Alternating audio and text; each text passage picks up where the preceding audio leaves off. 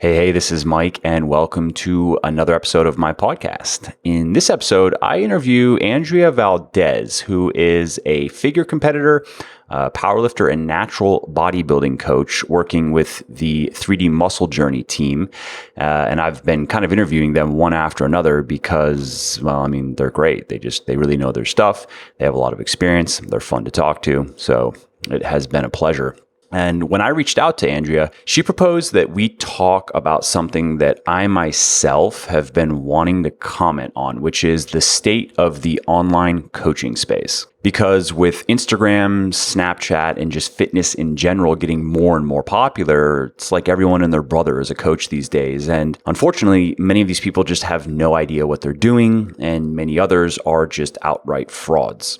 Just because someone looks good themselves doesn't mean that they can help others get there. And just because they post impressive before and after shots of quote unquote clients doesn't mean that those pictures weren't just swiped from the internet. And, I'm speaking from firsthand experience here because I hear every week from many people that are working with one coach or another that hate their diets and hate their workout programs and are frustrated with their lack of results. Well, in this interview, Andrea and I talk about all this. We talk about the state of online coaching as a whole and what some of the big problems are, as well as what you should look for when you are considering hiring a coach, some tips for new and aspiring coaches to get a jump start and then establish themselves as being credible and competent, and more. So if you're looking for a coach right now, or you are considering hiring someone specific, or if you are a coach or want to become one, then I think you're going to find this very helpful. And if none of that applies to you, you might still just find it interesting. So here it is. Andrea, thanks for coming on the show. I really appreciate it. Absolutely. Thanks for having me. Yeah, sure. So you're number 2 from the 3DMJ team. I had Eric on first, and it was great. People really liked it. And I've found it kind of hard to find guests that I myself want to talk to, especially when we're talking about exercise. And there's not that much diet wise that really you kind of once you kind of go over all the basics, it's kind of hard to talk endlessly about that. There's more that can be said about training, but it's also can be hard to find people worth speaking to about training. So Eric is definitely one of the best people though. And I have some mighty shoes to fill. So yeah, he's great. That's awesome. Yeah, no, it was real nice of him to do that, and people really liked it. So in what you and I are going to talk about, though, is a little bit different, which is a great subject, something that I have written a little bit about and spoken a little bit about, but I haven't really dived into it. It's just been kind of tangential, and that is online coaching. And because with the rise of Instagram, everyone's a coach now. And everyone has before and afters that look fantastic. And I think there are, I don't know if it's and this is kind of I'm going to turn over the mic to you. I don't know if it's a net negative on the whole, but there's a lot of negatives to it. You know what I mean? Yeah. I feel like it's kind of like CrossFit, where CrossFit's cool and that it's getting a lot of people into barbell training, which is cool. But then there's a lot that's not cool about it, for especially people that are new and improperly coached and so forth. So on the whole, I think CrossFit's probably a net positive, but I know I struggle with the net a lot because, Eric's real big on that too. He'll be like, anytime we as a coaching team with 3DMJ, right, we'll say we'll be seeing some coach who we don't think is one of the most positive people, right? And we'll be like, but he's but it's a net positive because they put out information that gets people thinking. And I'm like, yeah, but still, so I totally understand. Or your motivation. If you have these dudes so blatantly on drugs that are all they talk about is being natural and say, you can do my little ab plan and look like this or whatever. It's lame. And I'd say on the whole, it would be better if they could be replaced with someone better. But the fact that they're there, is it really a net negative though? You know what I mean? Just because they're misleading, if they get people into, okay, someone wastes $50 on their shitty PDF and goes and does their ab program and doesn't get abs, but then that person is now, they've started. And right. So that maybe they go from that to finding someone like you guys or me or someone else that is maybe a bit more just grounded and is going to give them better advice. Yeah. So yeah, it's true. I struggle with it too, is all with both the CrossFit and the coaching, but I don't know whether it's net, I guess net positive, right? Because more people in general. But It is scary though, like you mentioned, social media. Everyone's an expert now. Everyone has their platform, and they should, but I do agree that it gets abused quite often. And what was good too is like, say, I started coaching anything when I was like 16. I was coaching gymnastics. I was a gymnast growing up. And that was my first job, was coaching little kids. And I ended up doing that for like a decade, coaching competitors actually for a while. But, obviously I look at myself when I'm 16, 17, and I was in charge of these little groups. And there's a lot of things that I would do different now. Mm-hmm. But the cost is so low, right? These little kids just need to continue with their body awareness. And, say 1920, I start personal training. All the things that I was doing with my clients, maybe not all of them, which again, it's good for them and I helped them. But if I was saying all the things that I said then online, I probably would kick myself in the head for doing that, and it's right. And now obviously I'm proud of what I do now, but we go back in time and we're constantly evolving. So all these people that could have been in, you or I's same boat with personal training back in the day. It's back in the day. It's not on the internet. It's not recorded. We don't have people from all over the world looking for us. It's just us and a few people in our hometown or our 10, 20 clients in person.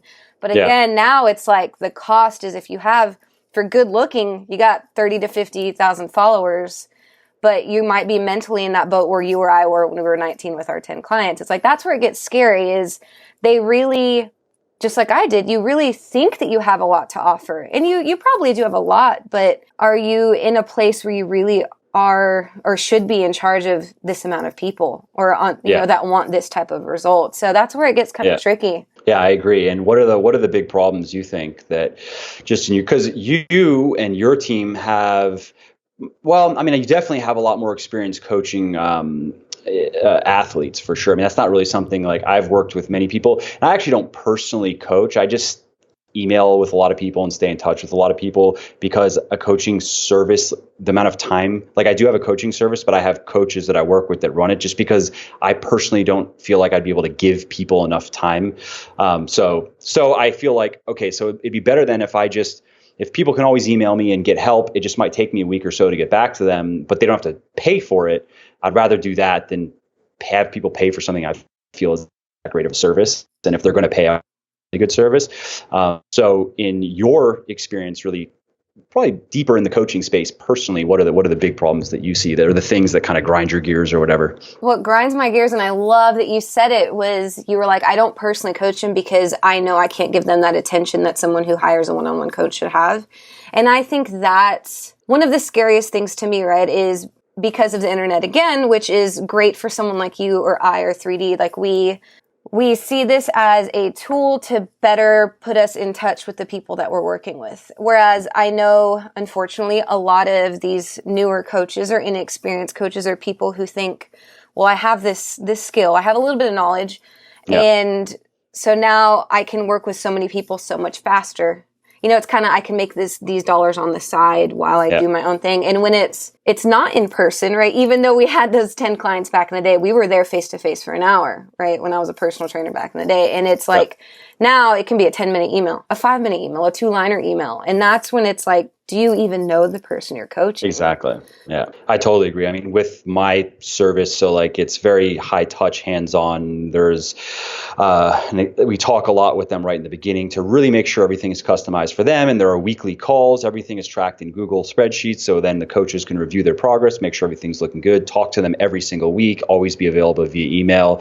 And so that's like the type of service I wanted to give. But I know that I myself, with how many balls I'm juggling, I wouldn't be able to give people that service. So, despite having offers of being paid a lot of money to do it, I'm just like, trust me, you don't want me. I'm not going to be what you want. You want to work with this person who has the time and is gonna really give you the attention that you need. Absolutely. And that's it, right? Is we respect the intimacy of it, because that is important. And I think again, one of the problems is because of the internet, there can be a lot of shortcuts. But another one I think is that when it's not such a Gen Pop problem, but like with all the bodybuilding coaches or macro coaches, they say, or whatever, when you're really trying to get someone that lean, it is so important for us to see their faces, see their demeanor, see, you can easily type a sentence on an email saying, I'm feeling great, coach, but if I see you slumping in your chair with the sunken in face, bags under your eyes, it's like, okay, I know you're trying to be tough, but this, maybe a refeed could help speed things up a little bit, Yeah, or a little diet break or whatever. Yeah. And so I think I love that you said they do weekly calls. Like us with 3DMJ, we do weekly videos. So every time I have an athlete check in with me, it's a spreadsheet. They filled out all the training they did. We have all the columns of like, okay, what were your macros? What was your body weight? Spits out 7-day averages. How are you feeling? Side notes. What cardio did you do? AM or PM? Like all that stuff. But more importantly, pictures if they're in prep every week, and then a video. And I don't care. I always tell my athletes, I don't care if it's a 1-minute video telling me you're fine. I just want to see your face, Yeah. And no, I like that. We don't work with bodybuilders. We work with just, everyday people that are looking to get in shape. So I didn't think of that, but that totally makes sense. Yeah. And I think too, another reason why it's dangerous, it's people's bodies. Like it's one thing if I hire, well, I guess someone's business is very important too, but if I hire a business coach, if I hire, I don't know, a dog groomer or whatever, like it's different when it's the psychology that goes into your like social identity with your body is why it becomes very dangerous. Like if I want someone to help me so bad, I'm so down the dumps, I want this solution fixed, I hire someone and I don't get the results, but I think something's wrong with me a lot of the time, and I think one of the things that scares me a lot, especially with online coaches, is they'll only work with certain people, or they'll take on people, and if they don't get the results, the coach is immediately like, well, they weren't ready for it. They didn't try hard enough. They didn't try hard enough. I only work with the best. When it's like, maybe you could have done something a little different, So it's hard to do it online unless you're really invested in. And the scary thing with people that come onto it being like, oh, I can do this on the side while I'm doing whatever. It's like that mentality of this is my side thing as opposed to this is my thing. Mm-hmm.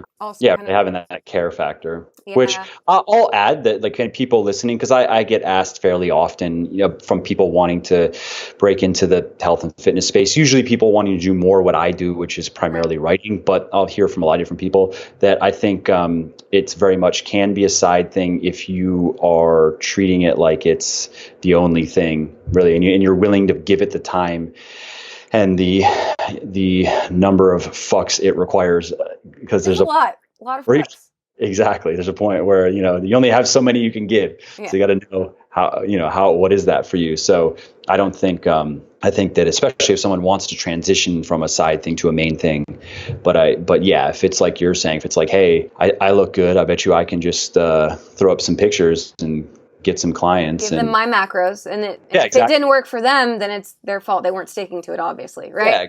Yeah. Girls, they can have 800 calories a day. Guys, 1,500, whatever, and do 2 hours of cardio a day, and that's what I did. So and what's the thing with fitness, though, right? Is everyone wants it to be mathematical in the studies and the science, when it's like, bro, people are going through things, like a lot of times the reason people mess up their fitness goals is because something else is going on. They can't deal with their stress, their family lives, whatever.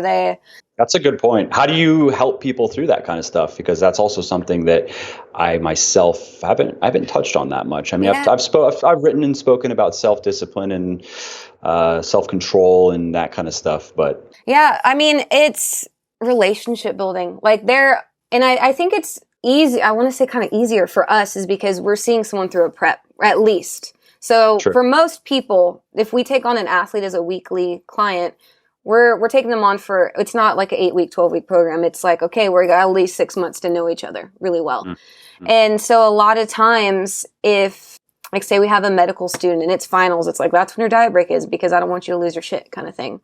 Yeah. And hopefully, part of that relationship building process isn't for us to just make decisions, but it's for that relationship to build enough so that the client is able to tell us, I am so hungry now. Like I am, to where they're not scared to look a little bit vulnerable to us. Mm.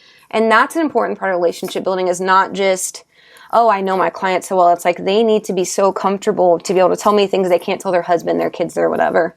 Because I need to know. Like you don't want them going in as if it's like buds training, like they're trying to become a Navy SEAL or something. Well, yeah.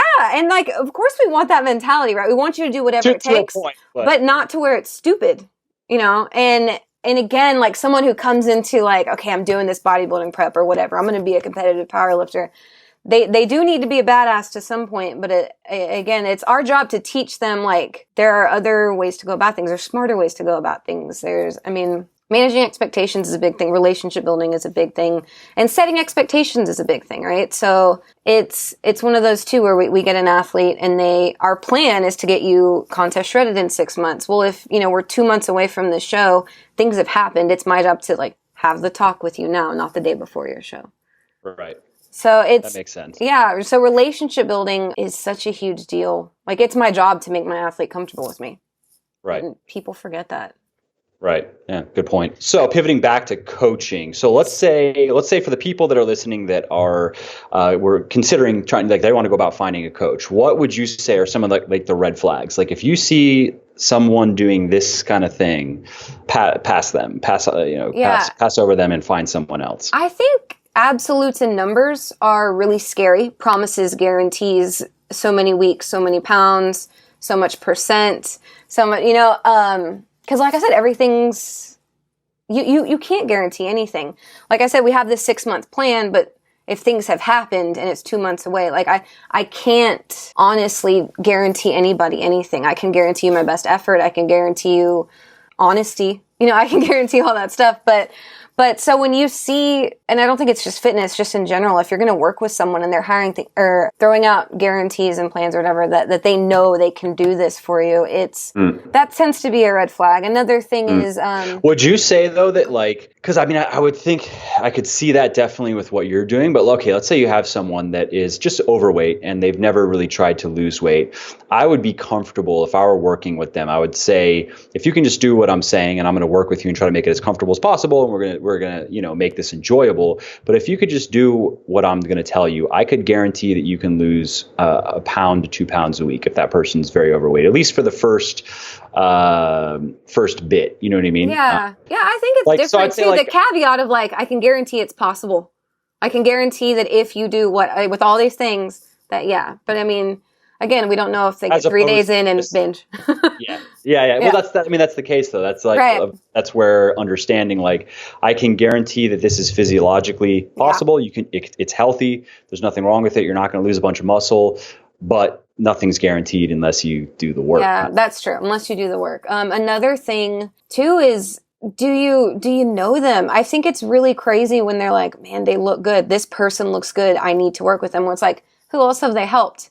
Are there any other stories? Where is their content online that not just shows what they look like, but shows that they know what they're talking about? Like you said, you're a writer. There's articles, there's posts, there's a digital library of all the things that you know to prove that you are not just a face and a body. Mm-hmm. And I think that it's really strange to me how people don't consider that. Like, I like the way this person looks, but do I like what they're saying? Do I like what they stand for? Do I like how they've built their business? Do I like the videos they make, the things they say? And I think just doing your research. If we could blanket it all, do your research. Don't into who the person is. I agree. I mean, especially when you're talking about, because there are so many coaches out there, are so many people in this space. I mean, there's no scarcity. So if someone, if someone is only on Instagram and they don't produce content otherwise, then unless they're very insightful in their Instagram captions, it's going to be hard to know, who is this person really, just to your point. Whereas, and that's not really to say that you should just find someone like me or someone like you, but kind of, it doesn't have to be me or you. But if I were, starting out newly, I could definitely see looking at it that way, going, I don't know, I'm going to find someone whose stuff I can really digest and who I can really get a sense of. Mm-hmm. And if I'm going to find that person that I resonate with, as opposed to just someone that looks really good and I wish I looked like that. So who knows? Right. And I think just being aware of the kind of content that you're susceptible to getting hyped up about, right? And this isn't to say, I started as a YouTuber back in the day with my last contest prep in 2013, right? But I think that it's our responsibility as adults to recognize, there's YouTube vlogs, right? Days in the life. And then there's informational perspective or sharing, even if it's not that you came up with all this research, you at least study the right people and you're adopting the right principles that make sense. Yeah. So I think just self-awareness in general, and thinking why do I like this person? Why do I like this person? Why do I want to do what they say? And if it's just I want to look the way they look, that's one, not only probably not enough, but two, why do you need to look like they look? What are your goals? So then it's assess kind of just, again, asking yourself why you're doing what you're doing and why you want to be associated with this person and why you trust them. Because it's a big deal. Yeah. Yeah, I agree. And to that point of looking a certain way, I think what you were saying earlier with expectation management speaks to that, in that I mean, genetics play a big role in, obviously, as you know, and as everybody listening has heard me just talk about, but, in terms of like, not just how quickly you're going to gain muscle, but also how you're going to look, how your muscle bellies form. I mean, some guys and some girls, you take their body composition and you match it with somebody else's genetics, and they're going to look quite different. Yeah. So I think that, I think Greg Plitt looked awesome. Can I ever look like him? No. Like, my abs will never be his. They can't be, unless I could get some amazing surgery that like fixes my abs. That's not going to happen. Yeah. Same here. Like, I do really well.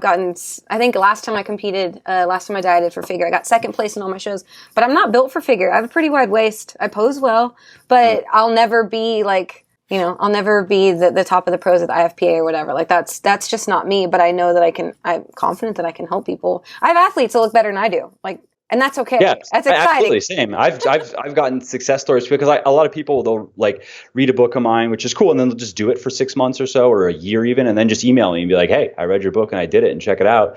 And sometimes I'm like, "I wish I looked like that dude." Yeah, he looks awesome. That's fucking great. Yeah, and just not forget things like forgetting that like angles matter. Like, if you see all these Insta pictures, like, that's very true. Ass to waist ratios aren't usually like that in real life. I've seen this person straight ahead and not just turned, and they don't always look like that. Yeah, I mean, that's also something to keep in mind, I guess. It's just a good point on Instagram. If you're talking about people that really take their Instagram seriously, I'm a complete dilettante with social media because I don't like it. So, like, I just am very random. I don't do the, like, take 500 pictures and get the one that makes me look like, 3 points better than I actually look. But that's what a lot of people do. Yeah. And I understand why. Like, if I really wanted to grow my Instagram, I would have to do that. I mean, that's part of the game, right? Is like, it's not about showing people your life. It's about showing people what you want them to think your life is. Yeah. So, and I think just recognize the difference between, lifestyle marketing and coaching. They're just different. And unfortunately, another thing that it's no one's fault necessarily, but a lot of these people who are fitness lifestyle marketing actually think that they're coaching. And that's why it's like our responsibility and our, like, someone looking for a coach. It's like, we have to be able to ask ourselves those questions. But like you said, a lot of things right now that you're getting, and so are we with 3D, is a lot of times people wanting to start their coaching business, right? Yes. And I think something that's the very first step that I think people want to skip, and it's the biggest, most time intensive step, is like we said, you got to show people you know what you're talking about. Yes. And you write like crazy, you produce videos like crazy. You have this podcast. 3D has a podcast. We have our YouTube channel. We have, and that's how I found 3DMJ, was their YouTube channel, because I'm the only addition since they started in 2009. Oh, cool. I'm the only person that's been added since they started. And I found out about them through their YouTube channel back then. And that's how I knew, okay, that's who I want to work with after watching them for like a year and obsessing. I'm not saying you have to watch for a year, but that's how people know you. You can't, you could be the best coach in the world, but if no one knows you're alive, then like, you're not going to be able to make a living. Definitely. So. Yeah. And that's where, I mean, I run into that myself. We have to like walk that line where you want to be a good marketer, but you don't want to be over the top with it and, turn into just a walking pile of clickbait, basically. You know what I mean? Mm-hmm. So I understand how that is. But to that point, well, that's a good segue to, okay, so people that are listening that are interested in becoming a coach. Now I totally agree with the first step. Maybe we can elaborate, or you can elaborate on, so to those people out there that say, hey, I really want to coach and I want to do it right. I don't just want to, rip people off and get their money and not care about them. I want to, be like you. How does that play out? Well, first, you have to be educated enough to help the people that you're serving, right? And so I realize that for 3DMJ, it's a little bit different. We work with, they don't have to be elite level, but we do work with competitors, right? We do have some Gen Pop people that come and say like, hey, I want to get on stage in the next 3 years. So they might be on like our ongoing slow Skype program until we do weekly coaching as they approach their show. But I get, for us, it's our responsibility. We've all competed. We've all done the things that we're asking our people to do. Right. And if you want to coach Gen Pop, get your basic certification. You don't have to be 1,000 steps ahead of them. You just have to be a little bit ahead. And a lot of people, it's just the accountability that makes the difference in their lives. Right. So just, it's true. Yeah. At least do what you're asking them to do and then be a few steps ahead and continue your education. And like I said, and how do people do that? Now, I'm just proposing the questions that I ask, so I know, because I've said those things, but then been emailed like, that makes sense in theory, but there's so much stuff. Like, what is education? Like you're saying, there's so much content. There's so many YouTube videos, who to listen to, and so forth. Well, I think just knowing who you want to help first, right? So if 5-10 years ago, I was like, I want to be a bodybuilding coach. Well, I hadn't competed in bodybuilding yet, so that wasn't even an option in my mind.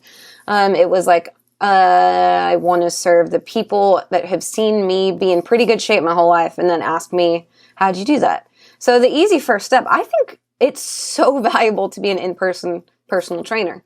I think just because then you learn I have to keep this person motivated for an hour, right? I have to be. So I think if you want to do it online, I think in person is a great way to start.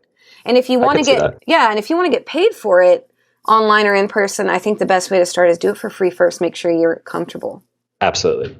Yeah. I've told many people that and gotten weird. If I thought it's like an obvious point, but quite a few people just didn't think like that just wasn't a good enough idea for them. Yeah, I'm smart, so you should give me money. It's like, wait, have you proven that you at least not Go even get prove 10 success stories. Go help 10 people and prove and make that the stipulation. I'm going to help you for free, but I just need some before and after pictures, and I need you to maybe even shoot a 1-minute video to talk about how the experience was when we're done.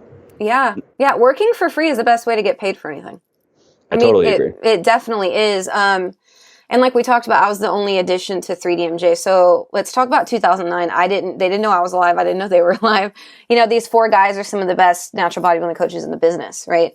And I want to compete. I did it myself, messed it up, of course. Then I started looking elsewhere, like, how can I make this better? Found 3DMJ, signed on with them. Okay, now I'm their athlete.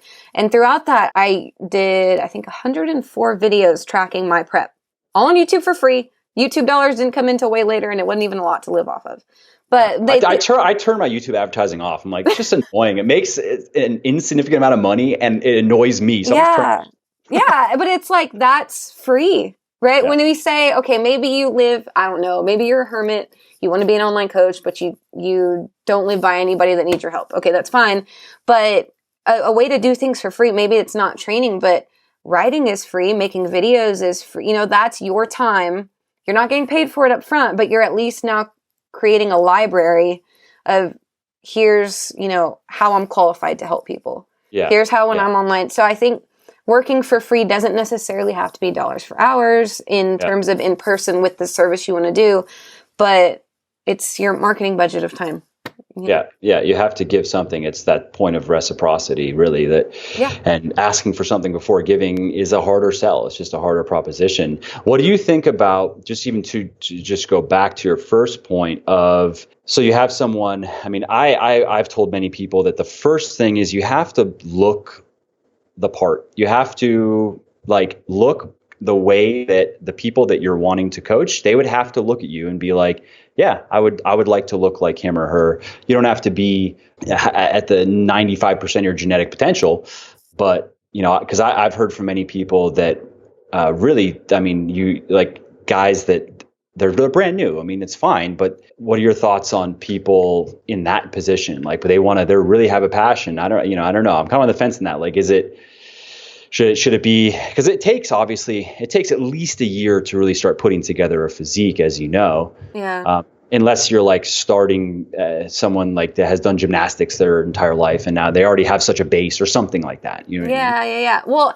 honestly, I run into this problem all the time because, even me kind of, I guess, later in my career, it's like, because I'm helping elite level athletes, I only looked figure lean for a couple years of my life, few months of my life, Yeah, but you did it. Yeah, I did it. And so there's a lot of pictures to document it. But I think if you're personal training, right? If I'm working with silver sneakers programs at the YMCA, like, I can just be at a healthy body composition, maybe a little chunky. It's okay because I'm working with elderly people who are sitting in a chair doing their thing. If I want people who want to get in the best shape of their life, I want to be not only just healthy, but an example.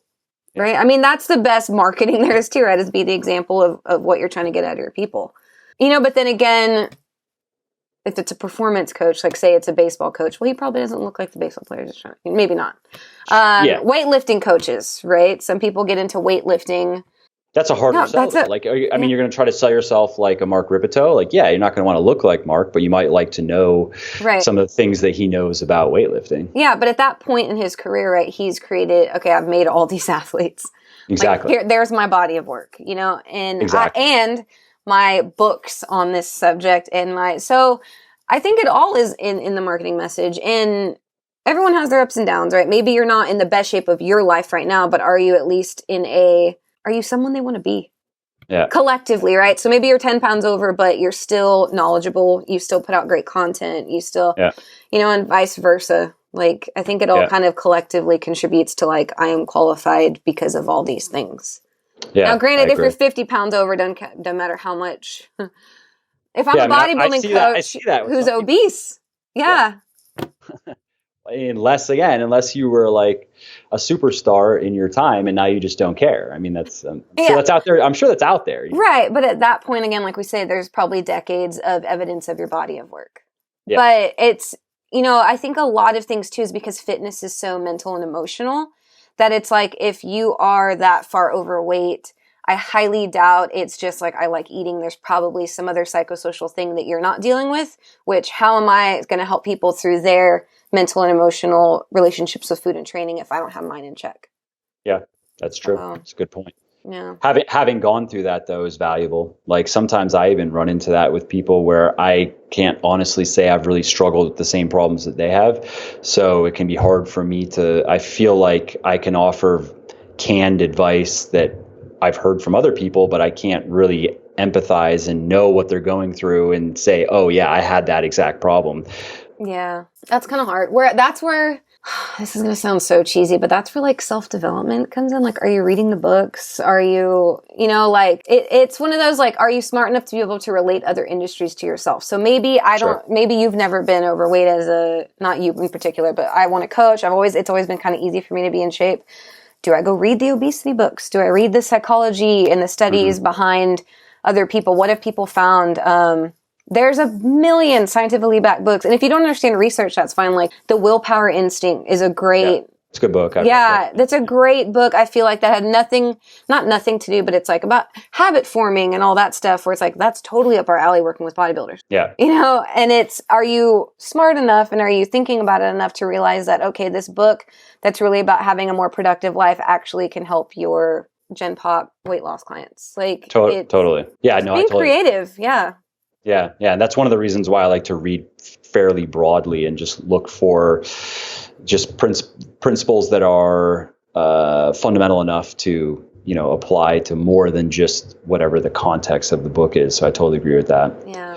What about credentials for coaches? Like how much, you know what I mean? Because you'll see anyone can get a certification online that says they're a certified personal trainer. It doesn't really mean anything. Right. I think it goes both ways. Like of all the certification programs that I've seen or dealt with or whatever, because I have my bachelor's and my master's in XPhys and all that stuff. And like we had to take all that growing up. But when I was in grad school, right, for exercise physiology and I did my first figure season, that degree did not help me.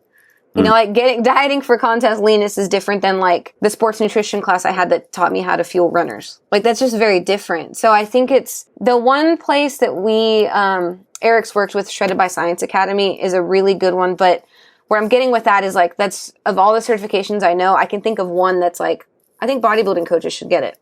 Everything else, it's like, well, that's Gen Pop-ish. And even then, I don't know, I think it's way more about you as a human and being resourceful than it is about the credentials. Unless, again, you have a very specific, I want to work with a pro sports team in strength and conditioning. Well, you need some certifications. You need your CFCS. Absolutely. If you want to work at Gold's Gym, I think they have their own. Like, but as far as you, unless there's a specific job you want that you know up front has those credentials, I would argue that you're probably better off on your own because you know the people you want to work with. Right. Yeah. No, I totally agree with that. So are there any other things that people should look out for? So we've covered a couple. People should look out for. What do you think? That are red flag type things. Yeah. I mean, I would say I would add cookie cutter. I mean, you kind of mentioned that, but there I mean, because I just know, because we've had quite a few people come to us from other programs that, so they get into it. So it looks decent on the outside and they get into it. And then it's very cookie cutter and also very restrictive. So it's everybody's following more or less the same workout program, and it's a ton of cardio, it's a ton of exercise, ton of weightlifting, and then it's, eating rice and chicken and broccoli 6 times a day, and that's it. And very dogmatic, not really explaining why, just what. This is what you have to do, and this is just what people do. Right. And I think that's stuff that you would hope that red flag would come up in the way that someone presents themselves or their I don't know. It's true. Because you wouldn't know until you're in it. Down to the judgment of the person, though, because like you do have people that they'll produce content. Maybe there's content that you and I would roll our eyes at, but I can understand being totally new to something, and it is an article or it is a video. The person sounds knowledgeable and they look good. So yeah, maybe it's not the level of due diligence that you're recommending, but people feel like they did do some, you know what I mean? Like this person does look, and then they get into it, and then they're like, well, really? This is I have to, exercise 15 hours a week. And yeah, I think maybe it depends. Like if I'm signing up for something and someone says, here's a 12-week protocol, I would hope that I am registering that's like, oh, that's the normal thing they give to people versus like I signed up for weekly coaching. Yeah. So therefore I expect this person, I would think, however you start this process, if I'm signing up for weekly any type of coaching, that coach should probably want to know something about me. Yeah. Not just my body weight and my height, but like my goals, my timeline, maybe a Skype call, maybe an introductory phone call, maybe a very lengthy application. But if it's just like body weight, height, gender, okay, I'm good. Well, I think I think that would be another red flag too, right? Like you don't even know who I am. How can you coach me? Yeah, I totally agree. Okay, one more question for you. Okay, So looking forward here, I mean, obviously health and fitness is just getting more and more popular. I don't think that trend is going to reverse anytime soon at all. So we're just going to see more and more people entering the space in terms of coaching. And so for people now that are coaching or wanting to get into it right now, what are your thoughts on how they can stay credible in when the space itself is just going to get dirtier and it's going to get murkier as more and more people, because it's not like there's some regulatory body that's going to come in and do anything about it. It's kind of, we have to develop our own immune system in that sense. So I don't know, what are your thoughts on, you have the affiliations that you're obviously not, you're you, and you have your affiliations. Yeah. So you're kind of protected, but what about for the lone person out there? I think the lone person is understanding how much free work getting your name out there it's going to take. I don't know. I don't think there is a shortcut to, there might be other branding ways to stand out once you're established, but I think the volume of free content that you're going to have to give to establish your credibility in an online space is pretty large. Aligning with people, like, yeah, people know who I am because of 3D, right? I did my own thing for a little while, but mostly because there's 5 of us attacking this, right? So maybe that is a mastermind. Maybe that's cross promotions with people that you're really in tune with. But end of the day, like you said, people have to know who you are. So yeah. I don't think that there's a fast track besides produce a bunch of stuff you're proud of that shows who you are and consistently do it. And I think too, you'll always refine that, right? Like your website's different than it was 2 years ago. Mine's my whole, like now I host podcasts where I was like, I YouTubed my face off for like 3 years for anyone to know I existed, Yeah. So it's just, maybe find 1 or 2 places that you're comfortable. Maybe that's writing, maybe that's video, maybe that is a podcast, but dive all in and do it as fast and as aggressively as you can with a way to establish your credibility. But I don't think that and I think too, we have to find some comfort in the fact that there are all these smaller players or these part-timers that it'll show eventually, they'll get frustrated. They're not making enough money. They'll get frustrated. They don't have enough clients. They'll realize, oh, maybe I do just do lifestyle marketing and selling shirts is easier. I think, I see some of that where like, I'll just create these nonsensical vlogs of me trying to, virtue signal and just, make people think that I have this wonderful life. And, oh, by the way, I have this dumb shirt if you want to buy it. Like the fact that works kind of bothers me, but hey. But it's lifestyle marketing. It's weird, right? Fitness has become... There's fitness marketing and there's fitness information, and they're just different industries. And I think even the people within them get confused with where they fit in there. Sure. you know? I think it kind of comes to what you were saying earlier, where know your target market, know who it is you're going after. If you want to sell to impressionable 19-year-olds, then lifestyle marketing, yeah, like if you look good and if you have a body, and especially if you have money, it's easy. Just do stupid vlogs and, you know, just make them go, God, I wish I were that cool. Yeah. And that's it. But if you want to work with older, more mature, educated, real people that are into fitness for different reasons, then that shit's not going to work. Like they could care less about your vlog and you trying to flaunt your car and shit. You know what I mean? I know exactly what you mean and all the people you're talking about. It means nothing. Yeah, and I think too one mark of being a professional, right, and being someone that's going to end up where they want to be is not being afraid to turn down the people that you don't want to work with. So if you decide I'm working with these kind of people, when people approach you that aren't your kind of people, sorry about it. Like, I got this thing I want to do. And that's really hard when you're just starting out and you want to make money and you want to take on anyone. And I agree. Maybe the first 10 you take like whoever, and of these 10, which ones are working with me? Which ones drive? Who do I like helping? And who am I like, that's really not my thing. And then it sucks. But the more years you do it, the more you realize who you like being around, who you could do. Just because you can do it doesn't mean you should, I guess is. Totally. No, and that becomes very important, I think. I mean, that's somebody so they've established themselves and now they have to decide where they go. Where in the beginning, you do have to say yes a lot. Yeah. But then at some point, it becomes more important to say no to what you're saying, to the things that don't make sense. I mean, I can say in my work, so I get asked a lot to do vlogs. I refuse. I just tell people, like, it's fine. You can ask me to do vlogs. I will not do vlogs because they take time, for one. Yeah. Even if I had it, all I have to do is just be in front of a camera and everyone else takes care of everything else.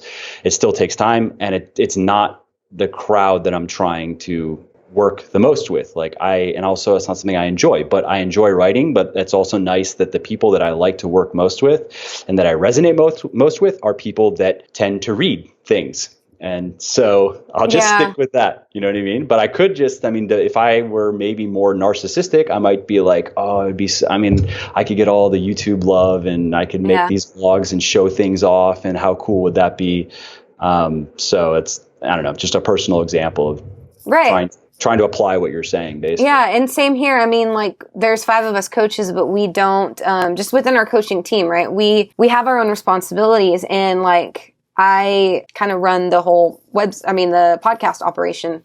And there's a lot of things that I'm always working on the back end that we're kind of trying to change and stuff. And because of that, like, I have less clients than, say, like three of us coach full time and 2 of us actually don't, because we have these other responsibilities that are indirectly helping bring in more business, more clients, more product sales or whatever, you know? And like you said, it's just picking and choosing what works for you. Totally. And that's the thing, like, you can obviously coach, but you're like, I need to build this brand, so I've taught my ways to these other people that can help service better. That's a great example. But anyways, that's later down the road. I guess that's not for the new coaches, but it's important. Totally. I agree. Yeah. Cool. Well, I think we've covered pretty much everything that was on our little outline there. That's good. So the last thing is just, where can everybody find you? I mean, this is a kind of a repeat of, they understand, I think, because Eric was in the last one, but and you said you're more in the back, but if you want to, we'll go over. What do you want to say? What have you got going on in your world that you think people should know about? I got everything in the world because I'm always going that crazy. You want people to know about. Yeah. No.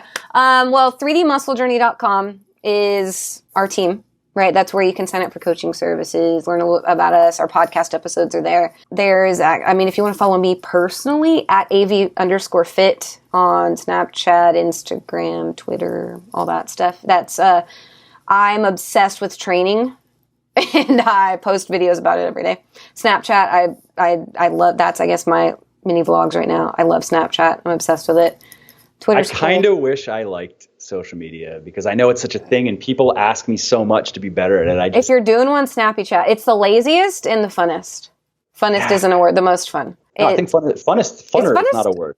Funnest is a word, I'm pretty sure. All right. Well, it's like 10 seconds at a time. And there's these filters. So not that this is a problem you have, but like, you can look like trash, but then still be beautiful at the same time. It's all lighting anyways. I look bad. It's so fun, dude. It's so fun. You have to. Anyway, Snapchat, Instagram, AV_fit. Cool. And that'll link out to everything else that is going on. Oh, okay, the muscle and strength pyramids, if you're a new coach. Yeah. Eric Helms, Andrea Valdez, Andy Morgan. We wrote the Muscle and Strength Pyramids at muscleandstrengthpyramids.com. Legit, if you don't want to invest in a very large amount of money, 100% think that if you have the basis for that, you can kind of manipulate body composition as much as you'd like. Yeah, no, they're great books. I've recommended them many times to myself. Thanks. Appreciate that. Yeah. Okay, great. Well, I think that's everything. Thanks. All right. Thank you for having me. Have a good one. Thanks a lot. Thanks a lot for taking the time. Yeah. See ya.